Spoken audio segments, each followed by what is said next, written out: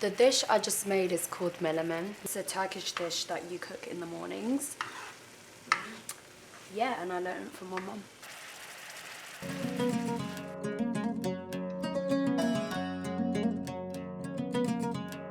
Dandini dandini dastana, danalar girmiş bastana. It's so complicated. I can't even translate the meaning. It's Kurdish, but yeah, those are the kind of lullabies I grew up with.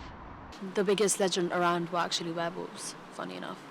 This is not even a legend. It's actually my brother who got lost in the mountains, and then he was found right next to a wolf that was just not doing anything but protecting it. So there's this fantasy that the wolves are kind of the protector of the village.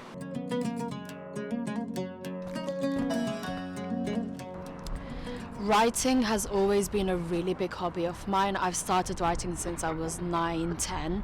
Even though I come from a village where most people are illiterate, including my mum, telling stories has been a big part of growing up. My parents actually haven't learned English. My mum's still she's literate in Turkish and English as well, and at the moment she doesn't work because she doesn't really understand the language barrier and stuff like that. Being Kurdish in a Turkish country, at the time when I was a kid, it was actually really hard. So it was like we weren't allowed to speak our own language, we weren't allowed to speak Kurdish at all in public places as well. So it wasn't a fun time.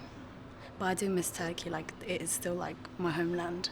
Most of our traditions actually are very mystical, we do rituals, there's been loads of possessions if you think about it. There were instances where we did exorcism and stuff.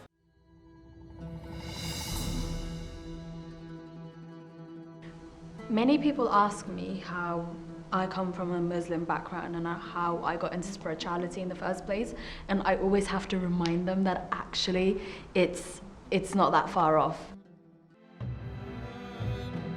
I feel like crystals are very universal in the sense that, for example, everyone has a birthstone depending on the month you were born in, but funny enough, a person that's really into crystals doesn't know when she was born. It's always fun trying to see which one I'm closer to, which one I think it's mine. The reason that I don't know, obviously, is because I was born in Turkey in a very small village where there's no hospitals, nothing, and I didn't get my birth certificate till when I was 9.